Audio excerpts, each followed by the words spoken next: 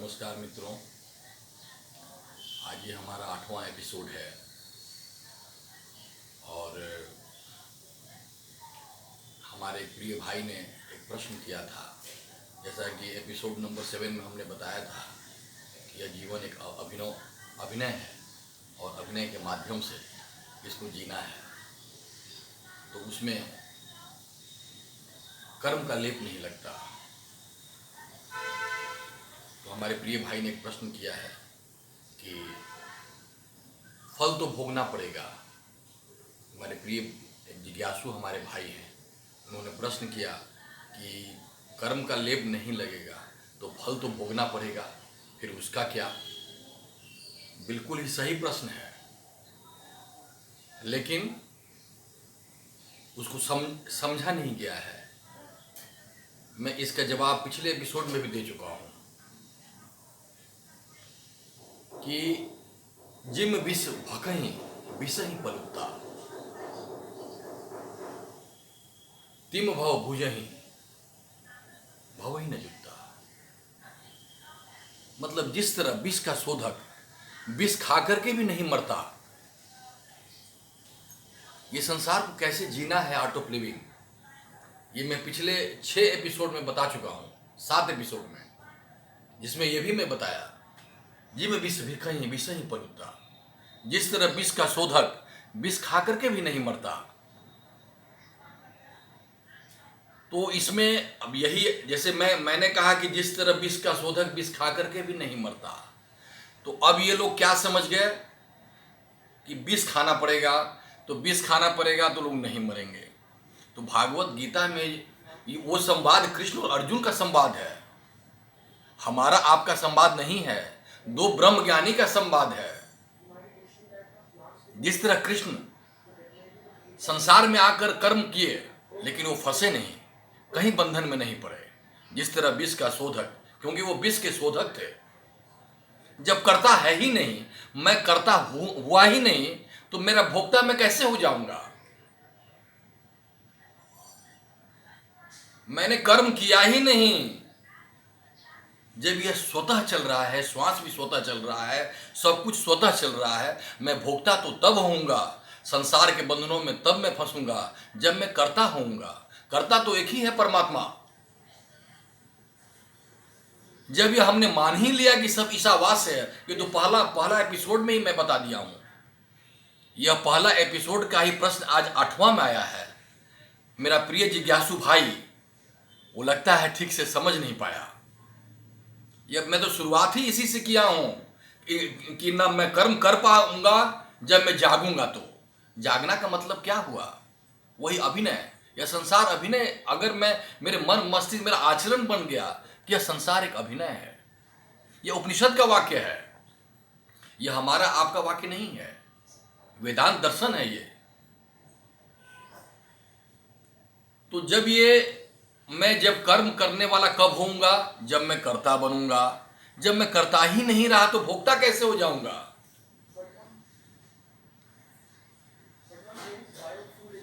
बुद्ध ने भी भोगा, महावीर ने भी भोगा। महावीर को बहुत परेशान किया गया, वो भोग से परे थे। उनको भोग छू भी नहीं पाई। महावीर को नग्न हो गए, महावीर बच्चा हो गए बिल्कुल।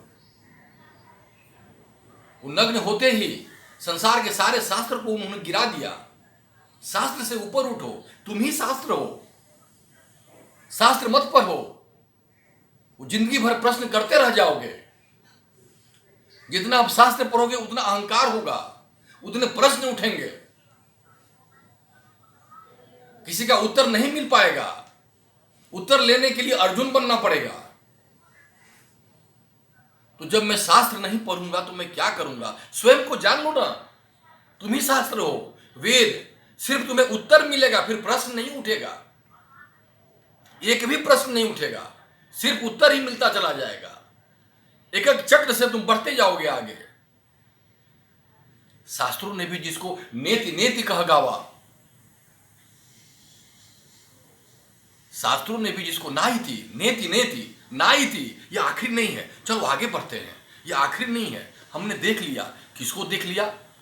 जैसे सीसीटीवी कैमरा है, कैमरा सबको देख रहा है, मैं उसको देख लिया सीसीटीवी कैमरे को जो सबको देख रहा है, देखने वाले को देख लिया, विटनेस में हो गया। इसी को कृष्ण ने साक्षी कहा है अर्जुन को कि तुम निमित्त मात्र हो, तुम कर्ता मत बनो, कर्ता मुझे रहने दो। कर्ता तो परमात्मा है, वही सब करा रहा है। जब तुम कर्ता बन जाते हो तो भोक्ता बन गए। जहां सूर्योदय हुआ वहीं सूर्यास्त हो रहा है, सूर्योदय हुआ तो सूर्यास्त हुआ। तुम संसार से ऊपर उठ गए, कार्य और कारण से ऊपर उठो। हे अर्जुन, तुर्यातीत परे वेदा, तुम इस वेद से ऊपर उठो अर्जुन। वेद कहने का मतलब सारे शास्त्रों से ऊपर उठो। ऊपर उठो का मैं बार बार जो ऊपर उठने की जो बात कर रहा हूं, इनसे हटने की बात कर रहा हूं। शास्त्रों से ऊपर उठो। कब तक लगे रहोगे शास्त्र में? तीसरा अध्याय का मैं बता रहा हूं, योग क्षेम वहावयम। हे अर्जुन, तुर्यातीत परे, तुर्य, इस तुर्य से, संसार इस तुर्य के अंदर है, तुम इससे ऊपर उठो। कार्य कारण, अब इस चीज को आपको समझना होगा कि मैं क्या बोल रहा हूं। सारे कर्म, कर्ता भोक्ता, कर्म भोग, सब इस संसार में, जब तक मैं संसार में हूं तभी तो ना। जैसे मैं एक छोटा सा एग्जाम्पल दे रहा हूं, ये कोई अनपढ़ आदमी भी समझ लेगा। जैसे मैं किसी के घर में गया, तो किसी के घर में मैं चला गया। जैसे मैं कॉलेज में गया, मान लीजिए मैं अपने कॉलेज में गया, तो कॉलेज में गया तो कॉलेज के नियम कानून से मैं बंध गया। मैं कुछ भी नहीं वहां बोल दूंगा। वहां का जो रूल्स रेगुलेशन है उसको हमको फॉलो करना पड़ेगा। जब मैं कॉलेज से बाहर निकल गया तो कॉलेज का रूल रेगुलेशन खत्म। अब मैं जिसको चाहूं कुछ भी मैं बोल सकता हूं। मैं कॉलेज के नियम कानून से परे हो गया। वही कृष्ण अर्जुन को बता रहे हैं कि हे अर्जुन, तुर्यातीत परे वेदा, इस तुर्य से परे आओ, इस शास्त्रों से ऊपर उठो अर्जुन। मैं तो इसके ऊपर हूं, जो मैं बार बार बता रहा हूं। 7वें एपिसोड में मैं बताया हूं एक ही चीज, मैं बार बार इसलिए बता रहा हूं। बुद्धि के पार, तुर्य के पार, संसार के पार। बुद्धि के अंदर संसार है और संसार के ऊपर आपको जाना है। तो जब आप कर्ता नहीं बने तो भोक्ता कैसे बन जाइएगा? जैसे मैं कहा कि बुद्ध को ही भोगना पड़ा, तो लेकिन वो भोग में थे ही नहीं। ज्ञानी ज्ञान से भोगता है, अब भोगी भोग भोग करके भोगता है। भोगी मतलब अज्ञानी, जिसको शरीर का ज्ञान नहीं हुआ वो कुछ भी नहीं। वो प्रश्न, जीवन का तीर तुम्हारे सीने में लगा है, ये बुद्ध का वचन है। और तुम प्रश्न पे प्रश्न किए जा रहे हो। मैं तो देखा, जो 20 साल पहले प्रश्न करते थे वो आज भी प्रश्न कर रहे हैं। जब वो 70 साल के हो जाएंगे तो भी प्रश्न करते रहेंगे। उत्तर तुम्हारे पास है, मैं उत्तर हूं। आओ मैं तुम्हें औषधि देता हूं, ये बुद्ध का वचन है। मैं वैद्य हूं, उन्होंने गुरु नहीं कहा अपने को वैद्य बताया कि मैं वैद्य हूं, आओ मैं तुम्हें औषधि देता हूं। जीवन का तीर लगा है, किसने मारा, क्यों मारा? जीवन का तीर तुम्हारे सीने में लगा है। तो जीवन का तीर क्या है? यही काम का, क्रोध का, लोभ का, मोह का, अहंकार का।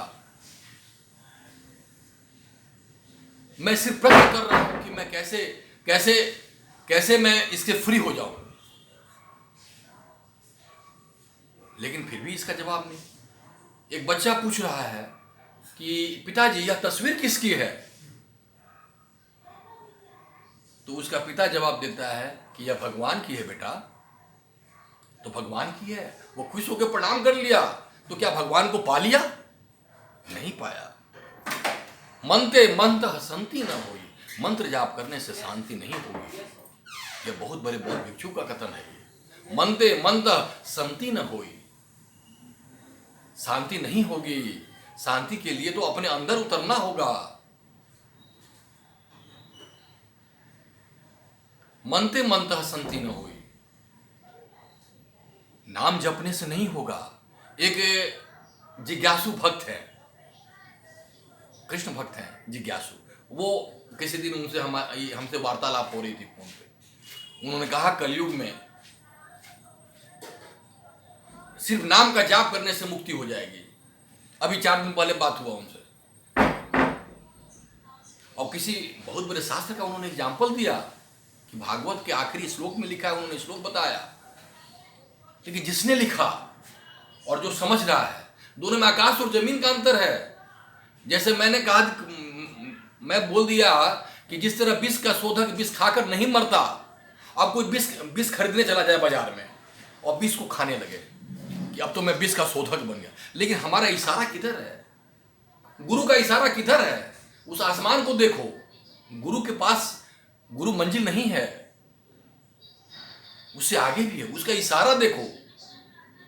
आज के समय में लाखों लोग गुरु के समक्ष खड़े हो गए, बस वही मंजिल मान लिया, गुरु के इशारे को नहीं समझा, इसीलिए मुक्त नहीं हो पाए।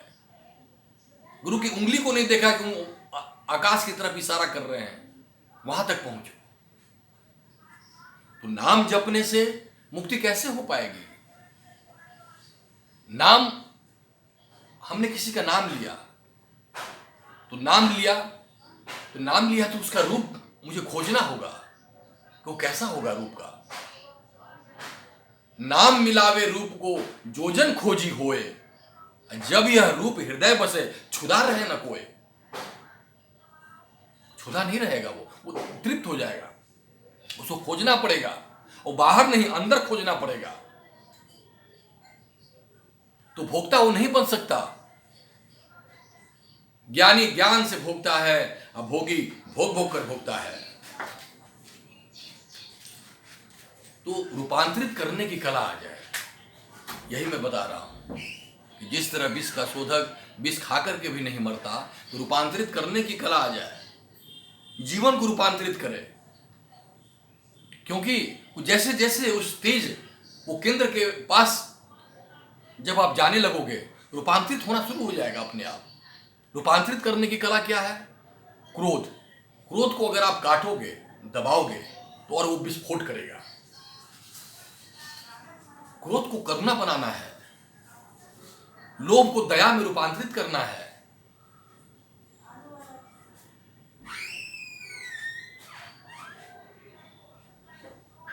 जैसे हमारी आंखें सुंदर स्त्री को देख रही है, सुंदर स्त्री को देख रही है, तो मैंने अपना आंख फोड़ लिया। अब जब कल सुबह परमात्मा में फूल खिलेगा, या कहें कि उस फूल में परमात्मा खिलेगा, तो मैं उस परमात्मा को नहीं देख पाऊंगा, क्योंकि हमने आंख को काट लिया, फोड़ लिया।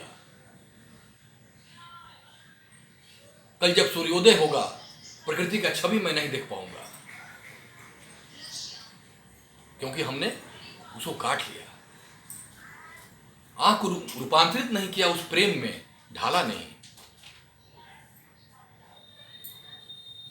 कल को मैं खाना ना जाऊं, इसके लिए मैं अपना पैर काट लूं, तो फिर मैं मंदिर भी नहीं जा पाऊंगा, फिर तीर्थस्थल भी नहीं जा पाऊंगा, फिर कोई धार्मिक कार्य भी नहीं कर पाऊंगा।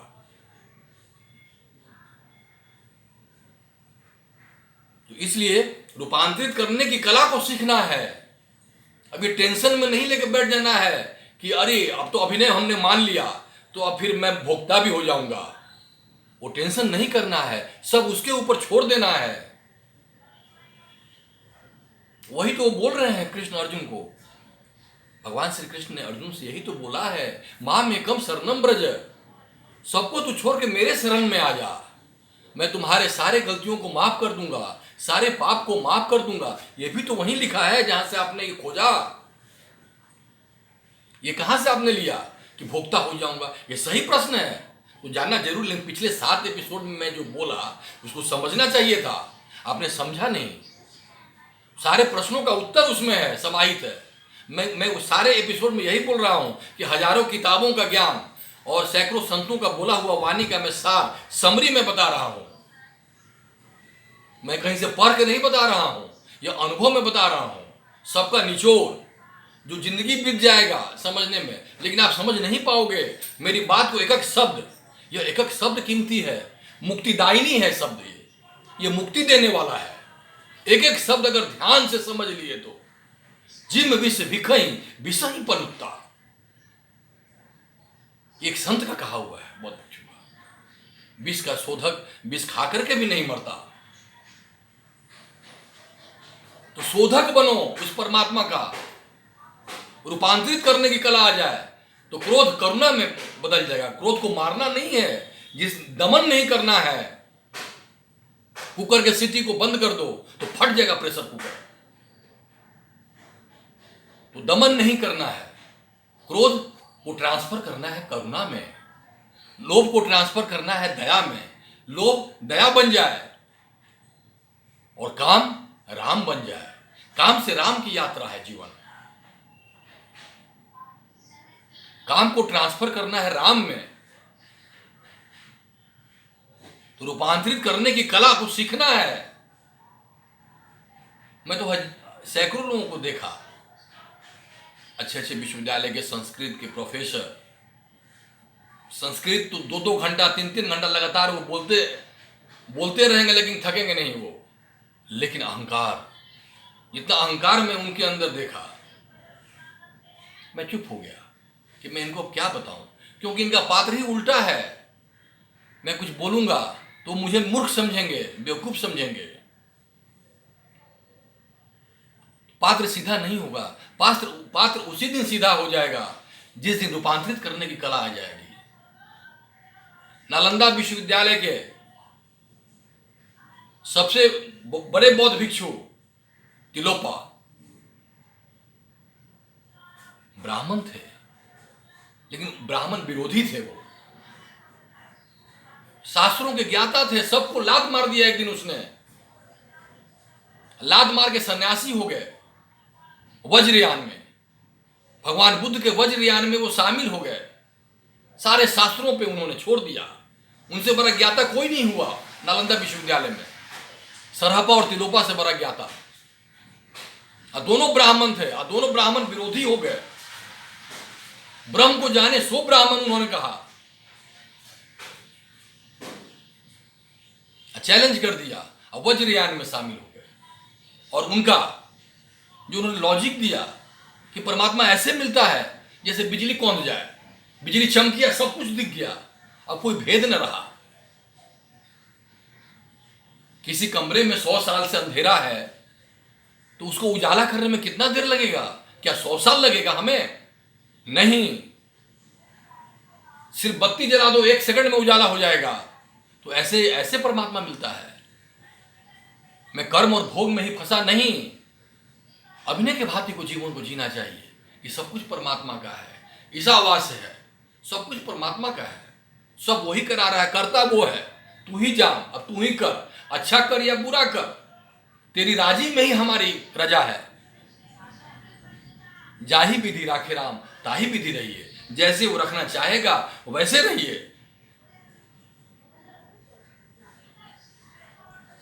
तो इसमें अच्छा, मैं एक कहानी के माध्यम से मैं बताऊंगा। पहले तो क्या है कि एक सूफी संत थे। एक सूफी संत थे, उनके दरबार में एक जिज्ञासु आया। जिज्ञासु ब्राह्मण, शास्त्रों का ज्ञाता, उनके आश्रम में आया और गया। उसे मालूम चला था कि एक बहुत बड़े यहाँ फकीर रहते हैं।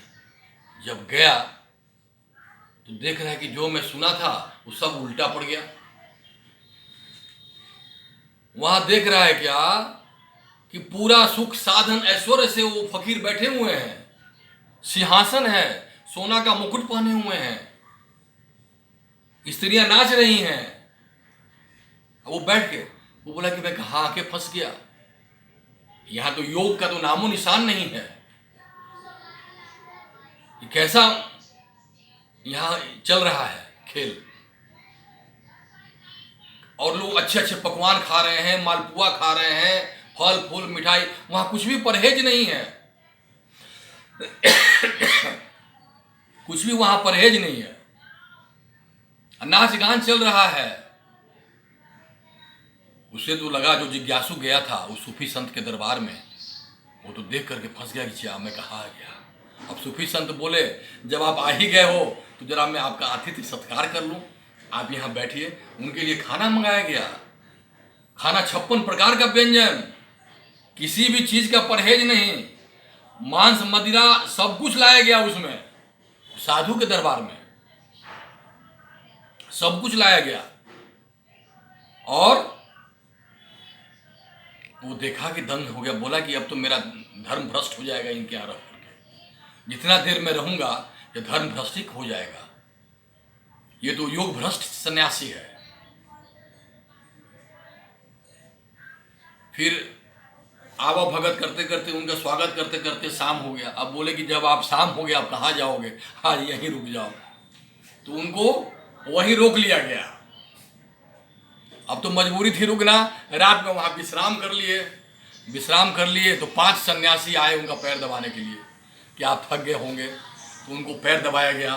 वो देखे कि अब तो मैं बर्बाद हो जाऊंगा, मैं तो कुटिया में रहने वाला सन्यासी, ये किसके दरबार में आ गया यहाँ। मैं तो सुन के आया था कि यहाँ ब्रह्म ज्ञान की चर्चा चल रही है, यहाँ तो सिर्फ रास और रंग चल रहा है। फिर वो जब सुबह हुआ, किसी तरह सुबह हुआ तो उनको नया जीवन मिला। अब वो आज्ञा लेने के लिए गए सूफी संत के पास। बोले कि हुजूर हमें अब आज्ञा दीजिए, मैं तो ठहरा झोपड़ी में रहने वाला साधु ब्राह्मण सन्यासी, और मुझे आज्ञा दें, मैं जंगल में रहने वाला हूँ, लंगोट पहन के घूमने वाला हूँ। तो वो बोले कि तो मैं भी चलूँ आपके साथ, कुछ दिन रहूँगा। तो सब कुछ छोड़ दिए। कुछ दिन क्या, बोले कि मैं इसको छोड़ करके चलता हूँ, आपके साथ ही रहूँगा, आप मुझे बहुत अच्छे लगे। और उसी के साथ जो जिज्ञासु आए थे ब्राह्मण साधु, उनके साथ वो सूफी संत चल दिए। उसी समय उसी वक्त जब कुछ मील की दूरी तय हो गई पैदल, उन्होंने अपना वो सिंहासन, वो था उनके पास रथ जो होता है, वो रथ भी उन्होंने नहीं लिया, छोड़ दिया। अब पैदल ही धूप में चल दिए दोनों। जब कुछ मील दूर गए, वो जो जिज्ञासु आया था उनके दरबार में, वो बोलता है एक सामान तो मैं भूल ही गया। तो क्या? तो मेरा कमंडल, जो मेरा भिक्षा पात्र था, वो आपके दरबार में ही छूट गया। तो इन्होंने कहा सूफी संत ने, तुम भिक्षा पात्र की बात करते हो, मैं तो अरबों खरबों का मेरा राजमहल में छोड़ के आया हूं। तुम भिक्षा पात्र में भी फंसे हुए हो, अभी भी फंसे हुए हो। तुम मेरा तुम्हारा साथ नहीं चलेगा, तुम ले लेना, मैं तो वहीं ठीक था।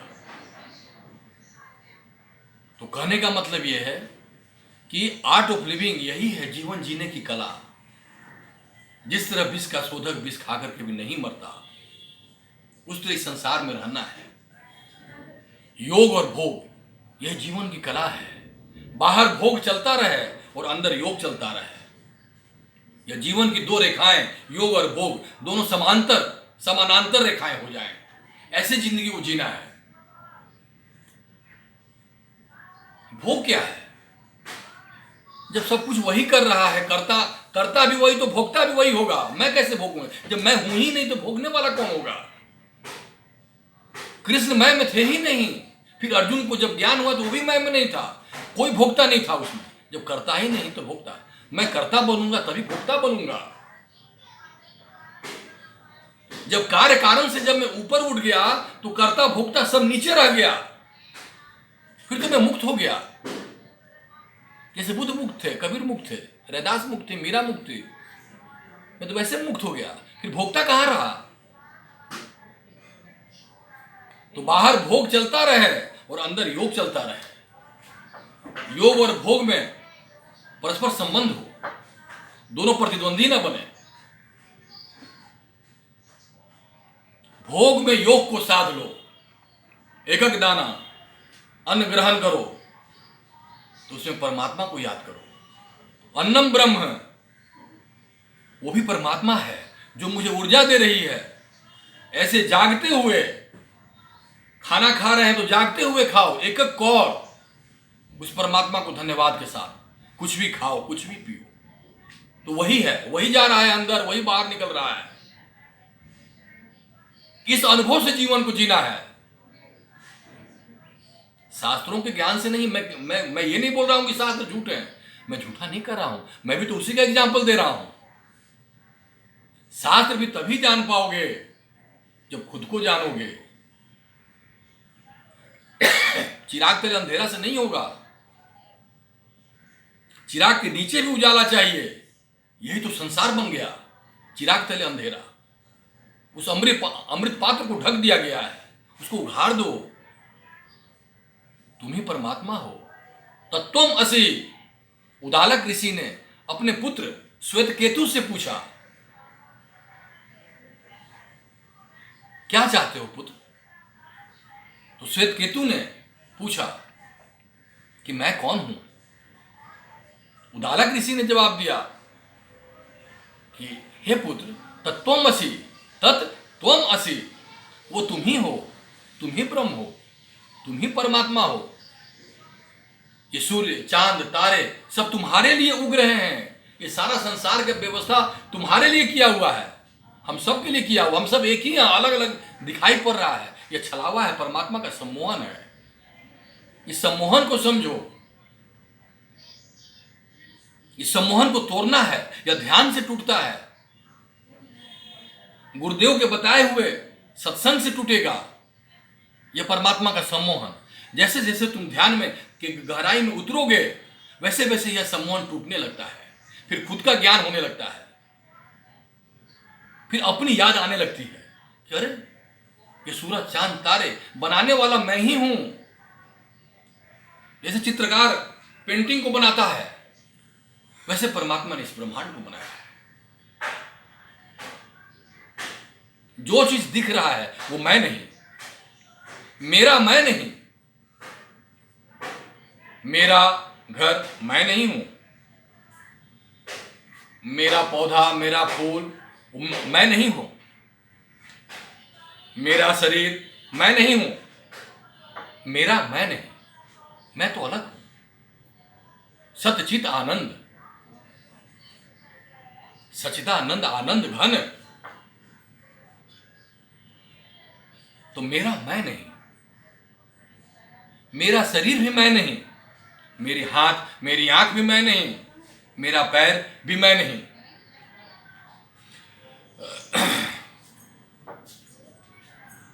तो भोग में योग और योग में भोग।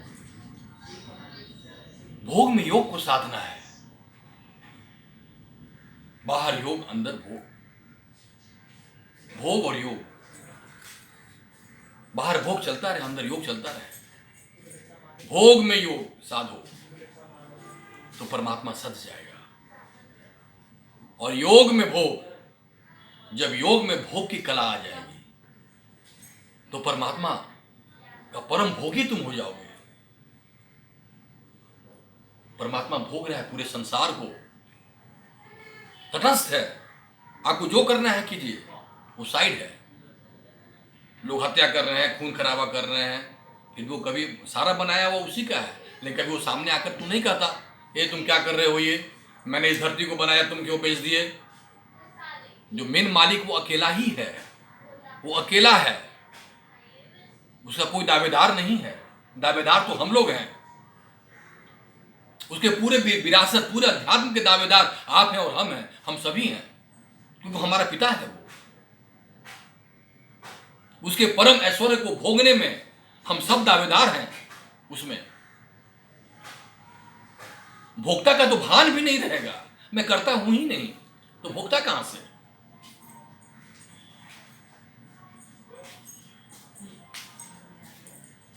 तो इसलिए इस चीज को समझना है। और ये बहुत ही सही प्रश्न था, और मुझे बहुत खुशी हुई कि मेरे प्यारे भाई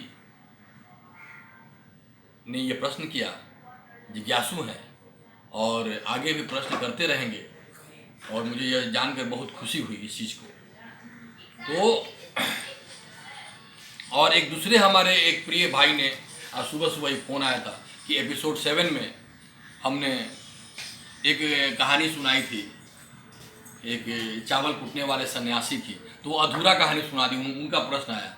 मैं तो ये वीडियो बनाने के बाद मैं देखा भी नहीं था, आज सुबह सुबह उनका प्रश्न आया कि आपने वो पूरा कहानी नहीं सुनाई थी, तो मैं पूरा कर देता हूँ कि वो जब वो धान कूट रहे थे, वो चावल कूट रहे थे सन्यासी, तो उन्होंने अपने गुरुदेव के दरबार में जाकर के लिखा था कि मन का कोई दर्पण नहीं होता, कि इसमें धूल जमेगी कहाँ। इसको जो जान लेता है, मेरी बात को ध्यान से सुनिएगा, इसको जो जान लेता है वही परम ज्ञानी है, वही मुक्त है। तो उस रात जब वो देखे सुबह उठकर उनके गुरुदेव, तो उन्होंने कुछ नहीं कहा, सिर्फ पूछा कि इसको किसने लिखा है। तो सभी ने बता दिया कि उसने लिखा है। पहले वाले वक्तव्य में किसी ने नहीं बताया था, इसमें सभी ने बता दिया कि उसने लिखा है, क्योंकि अगर फंसेगा तो वही। उसने नाम भी अपना लिखवा दिया था।